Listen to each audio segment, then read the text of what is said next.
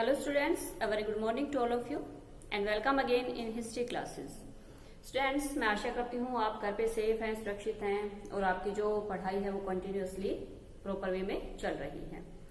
Class 11th history में हम revision start करेंगे chapter 8 and that is confrontation of culture. It means कि संस्कृतियों का टकराव। हमने इस चैप्टर में रीड किया था कि किस प्रकार से जो अलग अलग कल्चर्स थी उनका टकराव हुआ, जो विदेशी ताकतें थी, जो कह सकते हैं कि जो यूरोप की जो पावर्स थी मेनली।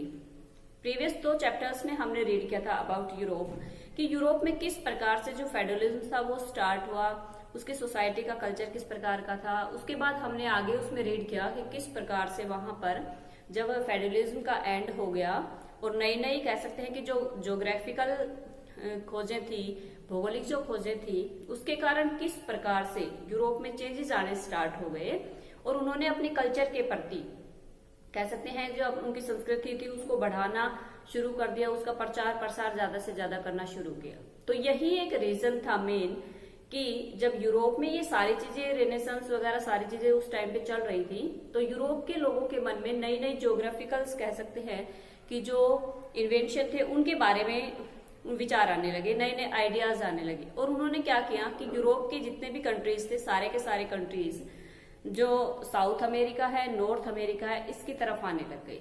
अब यहाँ पर जब ये दोनों ही कह सकते हैं कि साउथ अमेरिका और नॉर्थ अमेरिका जितने भी कल्चर्स थी, स्टार्टिंग में तो जो यूरोप से कंट्रीज जब यहाँ पर आ रहे थे तो ये इनका लोग वेलकम कर रहे थे, लेकिन धीरे धीरे ये कहते हैं कि इनकी कल्चर के बीच में, यूरोप के कल्चर्स के बीच में या इन लोगों के बीच में आपस में जो टकराव की स्थिति थी, कंडीशन थी, वो इस प्रकार से बढ़ती गई कि उसके रिजल्ट के जब हम बाद में इसका कंक्लूजन निकालें तो कह सकते हैं उसके रिजल्ट से थे वो बहुत ही भयानक निकले थे।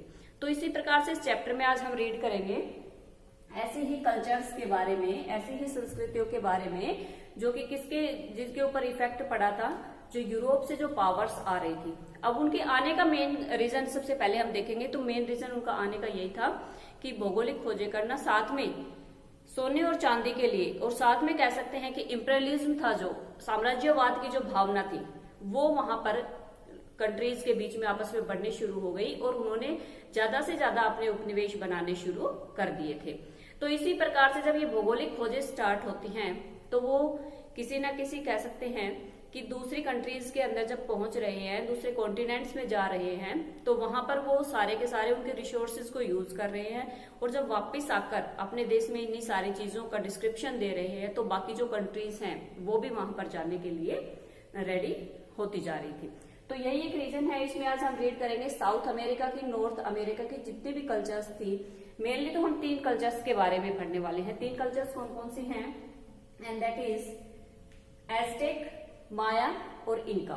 ये तीनों ही जो कह सकते हैं कल्चर्स हैं इनके बारे में हम रीड करेंगे और उसके बाद बात आती है कि किस प्रकार से इन कल्चर्स ने अपने आप को विदेशी पावर्स से बचाया। So let's continue our chapter. People lived in North and South America, migrated from Asia and South Sea Island also. अब देखो जो कल्चर्स नॉर्थ अमेरिका में और साउथ अमेरिका में रह रही थी, यानी कि जो उनका नेटिव प्लेस था, जो उनका जन्म स्थान था, वहां से उनको रिप्लेस कर दिया गया, उनको माइग्रेट कर दिया गया, उनको वहां से हटा दिया गया और कहां पर भेज दिया गया? या तो उनको एशिया की तरफ धकेला जा रहा था या फिर ऐसे साउथ के जो सी थे, जो आइलैंड थे, उनकी तरफ उनको भेजा जा रहा था। अब उसके बाद बात आती है कि बिटवीन 15 से लेके और 17 सेंचुरीज के बीच में द स्पेनिश एंड पोर्तुगीज। सबसे पहले देखो इन्वेंशन की जब हम बात करेंगे कि सबसे पहले भौगोलिक खोजें स्टार्ट करने वाले कंट्रीज में नाम आता है सबसे पहले पुर्तगाल का और साथ में उसके साथ है स्पेन, दोनों का। तो ये 15वीं शताब्दी से लेकर 17वीं शताब्दी तक की जब हम बात करेंगे तो पुर्तगाली और स्पेनिश फर्स्ट ऐसे कह सकते हैं कि पावर्स थी जिन्होंने क्या किया, obtain the exclusive rights from the pope. अब उस टाइम में अगर आप व्यापार करने के लिए, ट्रेडिंग के लिए किसी दूसरी कंट्री में जा रहे हैं तो आपको किसकी परमिशन की जरूरत है? वहां पर फर्स्ट हमने रीड किया था कि यूरोप में कि जो फर्स्ट क्लास आती है, जो फर्स्ट कैटेगरी है, जिसको सबसे पहले स्थान पर रखा जाता है, उसमें कौन था? चर्च था। तो अब चर्च का जो पोप है वही परमिशन देता था कि किसी भी कंट्री के जो कह सकते हैं कि ट्रेडर्स होते थे उनको दूसरी कंट्री में जाने के लिए। तो परमिशन सबसे पहले ली पोप से, इन्होंने पुर्तगालियों ने और स्पेनिश लोगों ने। किस चीज की परमिशन ले रहे हैं, किस चीज का राइट ऑब्टेन कर रहे हैं? ये कि हम दूसरी कंट्रीज में जाएंगे और वहां पर जो इन्वेंशन है, खोजें हैं, उनको करेंगे, साथ में वहां से जो रिसोर्सेज मिलते हैं वो अपनी कंट्री के लिए हम वहां पर लेके आएंगे। अब उसके बाद बात आती है इटालियन जो लोग इटालियन थे क्रिस्टोफर कोलंबस, इनका मेनली नाम आता है सबसे पहले sponsored by the rulers of Spain. तो इनको स्पॉन्सर करने का मतलब यहाँ पर क्या है, स्पॉन्सर करने का मतलब कि आपको जो भी हेल्प चाहिए आपकी ज्योग्राफिकल इन्वेंशन करने के लिए, किसी भी भौगोलिक खोज के लिए, वो सारी की सारी वैसे थे तो ये इटालियन, लेकिन यहाँ पर इनको स्पॉन्सर कौन कर रहा है, जो स्पेन का रूलर है वो स्पॉन्सर कर रहा है। सेल वेस्ट इन 1492 1492 में अमेरिका के तट पर पहुंचने वाले क्रिस्टोफर कोलंबस, जिनको स्पॉन्सर किया गया था रूलर ऑफ स्पेन के द्वारा, इनको जितना भी कहा गया कि आपको जितना भी धन की आवश्यकता है, जितने भी पैसों की आवश्यकता है, वो आपको प्रोवाइड करवाई जाएंगी। और कह सकते हैं कि जो इनकी यात्राएं होती थी, इनको साहसिक यात्राएं बोलते थे, तो इनको 1492 में ये अपनी खोजों के लिए निकल पड़े थे। अब हम बात करेंगे अमेरिकन की। अमेरिकन में हम रीड करेंगे मेनली इसमें साउथ अमेरिका के बारे में और नॉर्थ अमेरिका के बारे में। But 2 types of culture. अब अमेरिकन की बात की जाती है तो यहाँ पर 2 टाइप्स के कल्चर्स की। अब वो कौन कौन से थे, एक तो ऐसे जो रीजन में रहते थे, जो कैरेबियन रीजन था उसमें रहने वाले लोग थे, और दूसरे लोग थे ब्राजील में रहने वाले लोग। इट मीन्स 2 कल्चर्स की बात हम इसमें करने वाले हैं। सबसे first of all Caribbean region में रहने वाले लोग, और साथ में जो ब्राजील में रहते थे, ऐसे कल्चर्स के बारे में रीड करेंगे। अब the state system of central and south America. अब जो सेंट्रल अमेरिका है और साउथ अमेरिका है, उनकी सेंट्रलाइजेशन की बात हम करते हैं तो इसमें 3 मेनली कल्चर थी, एज़टेक, माया और इंकाज। इंकाज लोग कहाँ पर थे, जो पेरू का तट है साउथ अमेरिका में, साथ साथ जो कोस्टल एरियाज है वहां पर रहने वाले।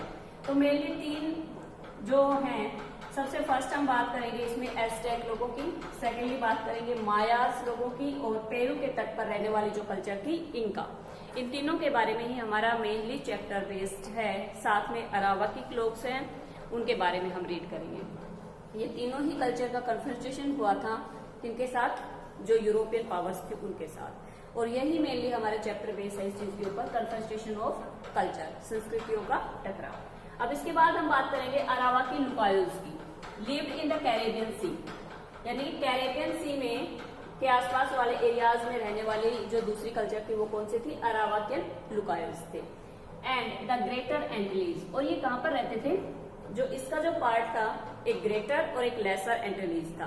तो ग्रेटर एंटिलीज में रहने वाले कैरेबियन सी के आसपास जो कल्चर थी वो कौन थी, अरावाकियन लुकायोज, यानी अरावाकी जो लोग थे वो ग्रेटर एंटिलीज में रहते थे।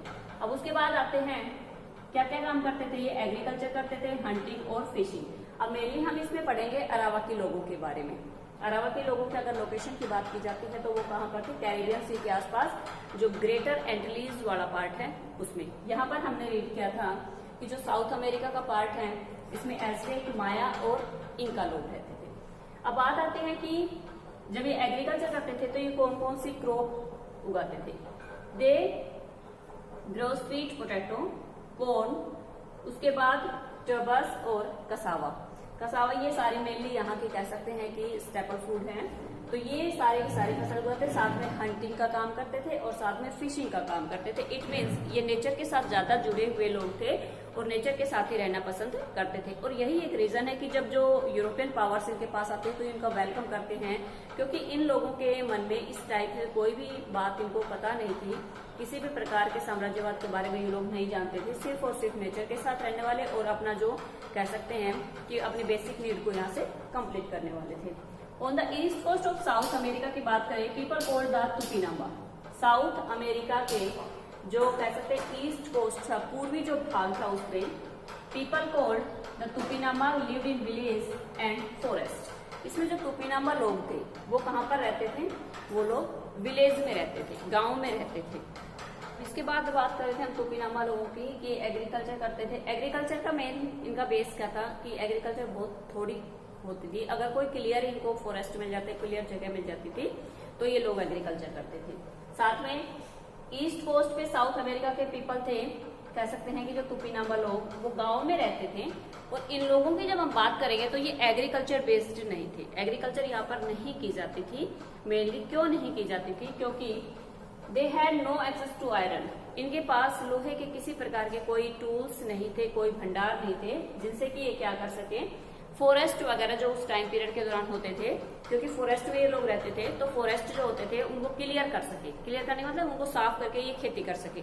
ना ही इनके पास फॉरेस्ट को क्लियर करने के लिए किसी प्रकार का कह सकते हैं कि कोई भी टूल्स वगैरह थे, आयरन वगैरह के कोई भंडार इनके पास नहीं थे। तो इसलिए क्या था कि ये अनेबल थे क्लियर फॉरेस्ट करने में, और साथ में एग्रीकल्चर के लिए कोई भी जो टूल्स होते थे उनको बनाने में।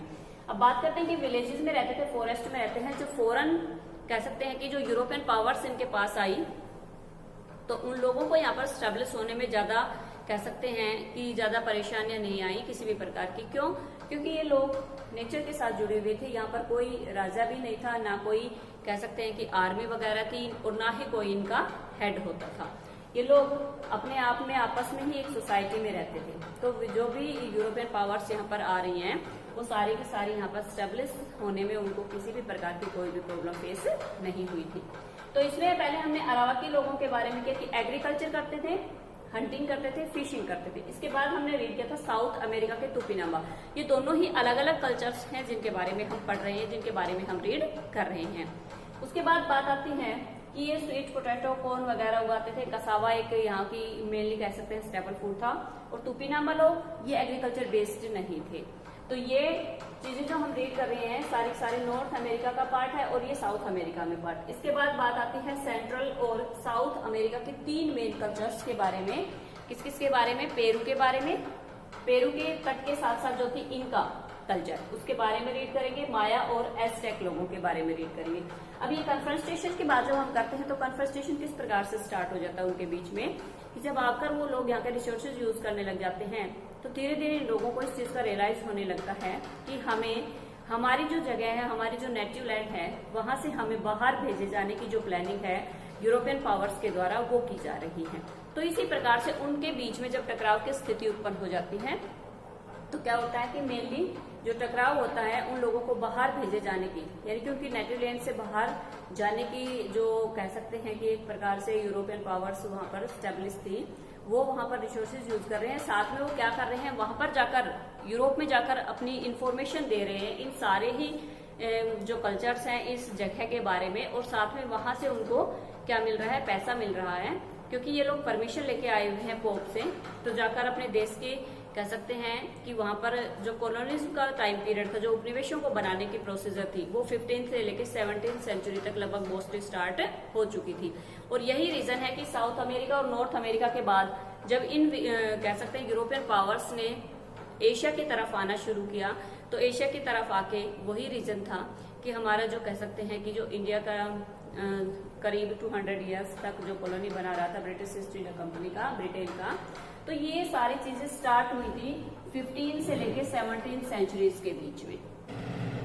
अब मेनली जो बेसिक इन्फॉर्मेशन थी दोनों ही कल्चर्स के बारे में वो रीड की। नेक्स्ट वीडियो में हम रीड करेंगे अबाउट द एज़टेक लोग, मायास एंड इंका लोगों के बारे में। सबसे पहले 15 से लेकर 17वीं जो सेंचुरीज थी उसमें मेनली जो लीड करने वाले थे इनको पुर्तगाली और स्पेनिश लोग थे। इनको क्या था कि जो एम्परर था वो क्या करता था, इन लोगों को राइट्स मिले हुए थे पोप के द्वारा और उनको पैसों के द्वारा उनकी हेल्प की जाती थी। तो यही रीजन है कि यहाँ से साम्राज्यवाद की स्टार्टिंग होती है, शुरुआत होती है। और ये दोनों सेंचुरीज ऐसी हैं जिसमें जो यूरोपियन पावर्स थी कह सकते हैं उन्होंने मेनली आकर Asia, north America, south America के ऊपर कैप्चर स्टार्ट करके साम्राज्यवाद की जो प्रोसीजर थी उसको बढ़ाना शुरू करते थे। आई होप चैप्टर को स्टूडेंट्स आप अच्छे से समझ गए होंगे। सो एक बार बुक में से रीड कीजिएगा इसको। Okay students, thanks.